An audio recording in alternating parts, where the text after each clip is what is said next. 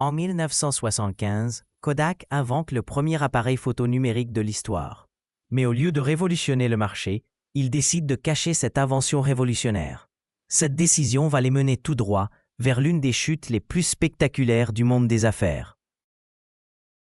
Comment une entreprise qui dominait 90% du marché de la photographie a-t-elle pu s'effondrer à cause de sa propre innovation? Restez jusqu'à la fin pour découvrir la leçon que chaque entrepreneur devrait connaître. Pour comprendre l'ampleur de cette erreur monumentale, il faut d'abord réaliser à quel point Kodak était puissant dans les années 70. Imaginez une entreprise qui contrôle presque entièrement un secteur d'activité. C'était exactement la situation de Kodak dans l'industrie photographique mondiale. La compagnie fondée par George Eastman en 1888 avait bâti un empire colossal. Leur slogan « You press the button, we do the rest » avait démocratisé la photographie pour le grand public. En 1975, Kodak possédait une part de marché écrasante de 90% aux États-Unis dans le secteur de la pellicule photographique. Leurs revenus provenaient principalement de deux sources extrêmement lucratives. D'abord, la vente d'appareils photo, mais surtout la vente de pellicules et les services de développement.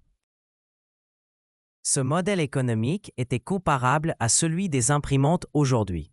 On vend l'appareil à prix réduit, mais on génère des profits énormes sur les consommables, en l'occurrence les pellicules et les produits chimiques de développement.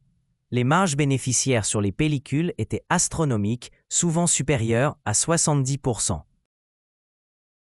Chaque fois qu'une personne prenait des photos pendant ses vacances, lors d'un mariage ou d'un anniversaire, Kodak encaissait. Plus les gens photographiaient, plus l'entreprise s'enrichissait. Cette machine à cash semblait inépuisable et alimentait une croissance constante depuis des décennies. L'entreprise employait alors plus de 140 000 personnes dans le monde entier. Leur laboratoire de recherche et développement était parmi les plus avancés au monde, avec des budgets colossaux consacrés à l'innovation technologique. Rochester, leur ville natale dans l'État de New York, était littéralement construite autour de Kodak. L'entreprise était le moteur économique de toute une région. Leurs usines produisaient des milliards de rouleaux de pellicules chaque année, exportés dans le monde entier. Kodak avait également développé un réseau de distribution impressionnant avec des partenaires dans pratiquement tous les pays. Leur marque était synonyme de qualité et de fiabilité. Posséder un appareil Kodak était un symbole de modernité et de prospérité. C'est dans ce contexte de domination absolue qu'un ingénieur de 24 ans, Steven Sasson, travaillait dans les laboratoires de recherche de Kodak. En 1975, il reçoit une mission qui va changer l'histoire de la photographie, explorer les possibilités d'un capteur CCD nouvellement développé par Fairchild Semiconductor. Sasson, jeune diplômé en génie électrique, n'imaginait certainement pas qu'il était sur le point de créer l'invention qui révolutionnerait la photographie mondiale. Après plusieurs mois de travail acharné, il réussit à construire un prototype révolutionnaire, le premier appareil photo numérique au monde. Cette machine, de la taille d'un grille-pain et pesant près de 4 kg, était capable de capturer des images sans utiliser la moindre pellicule. Les photos étaient stockées sur une cassette magnétique et pouvaient être visualisées sur un écran de télévision.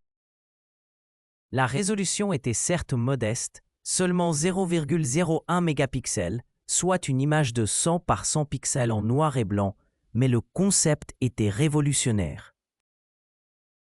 Le processus de capture prenait 23 secondes par image, un délai qui paraît ridicule aujourd'hui, mais qui représentait une prouesse technologique pour l'époque.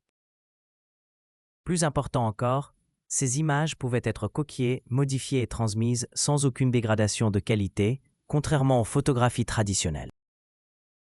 Sasson présente fièrement son invention à la direction de Kodak en décembre 1975.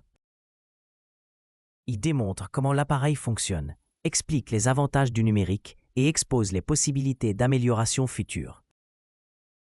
Selon ses calculs, la résolution pourrait rapidement atteindre des niveaux comparables à la pellicule, voire les surpasser. Mais la réaction de la direction fut glaciale.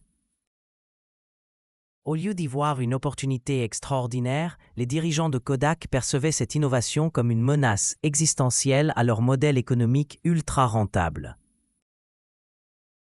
Leurs préoccupations étaient compréhensibles d'un point de vue financier immédiat, mais catastrophiques d'un point de vue stratégique à long terme. La principale crainte était la cannibalisation de leur activité principale. Si les consommateurs adoptaient massivement la photographie numérique, ils n'auraient plus besoin d'acheter de pellicules. Les laboratoires de développement deviendraient obsolètes. Tout l'écosystème économique de Kodak s'effondrerait. Les dirigeants estimaient que le numérique mettrait des décennies à devenir viable commercialement. Ils pensaient avoir largement le temps de s'adapter le moment venu. Cette analyse s'avérera dramatiquement erronée. En réalité, la technologie numérique progresserait bien plus rapidement qu'ils ne l'imaginaient. Une autre préoccupation majeure concernait la qualité d'image. Les dirigeants de Kodak, habitués à l'excellence de leurs pellicules, considéraient que la qualité du prototype numérique était inacceptable pour leurs standards.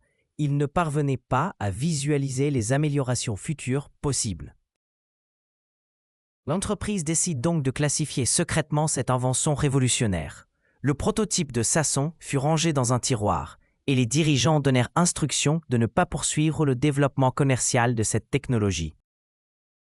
Ils préféraient protéger leurs profits immédiats plutôt que d'investir dans l'avenir de la photographie.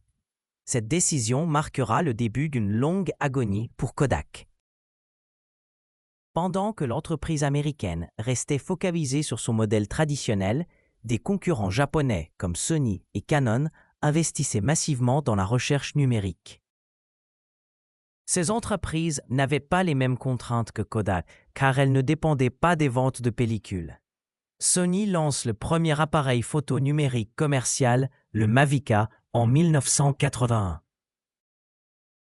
Bien que ce produit ne soit pas un succès immédiat, il démontrait la détermination de Sony à explorer cette nouvelle voie technologique. Canon, Nikon et d'autres fabricants suivront rapidement cette tendance.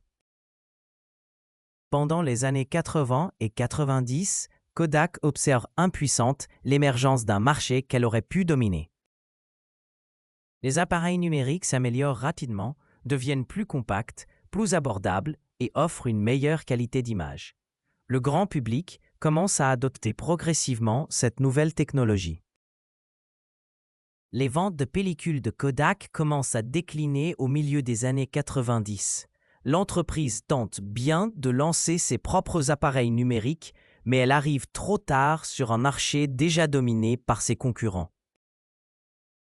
De plus, ses efforts restent timides car l'entreprise craint toujours de cannibaliser ses activités traditionnelles encore rentables. La transition s'accélère brutalement avec l'arrivée d'Internet et des réseaux sociaux. Les consommateurs découvrent les avantages du numérique. Partage instantané, stockage illimité, retouche facile. Les ventes de pellicules s'effondrent littéralement. En 2012, Kodak dépose le bilan, victime de sa propre innovation qu'elle avait refusé d'exploiter. Cette histoire tragique illustre parfaitement les dangers du syndrome de l'innovateur. Kodak était tellement attachée à son modèle économique existant qu'elle n'a pas su saisir l'opportunité révolutionnaire qu'elle avait créée. L'entreprise a préféré protéger ses profits à court terme plutôt que d'investir dans son avenir à long terme. La leçon principale de cette débâcle est que l'innovation disruptive ne demande pas la permission. Si vous ne cannibalisez pas votre propre business, quelqu'un d'autre le fera à votre place. Les entreprises qui survivent sont celles qui acceptent de remettre en question leur modèle économique avant que la concurrence les y oblige. Kodak aurait pu devenir le leader mondial de la photographie numérique. Au lieu de cela, l'entreprise a disparu, laissant la place à de nouveaux acteurs qui ont su saisir l'opportunité qu'elle avait créée, puis abandonner. Cette histoire nous rappelle qu'en affaires, la plus grande menace vient parfois de l'intérieur, la peur du changement.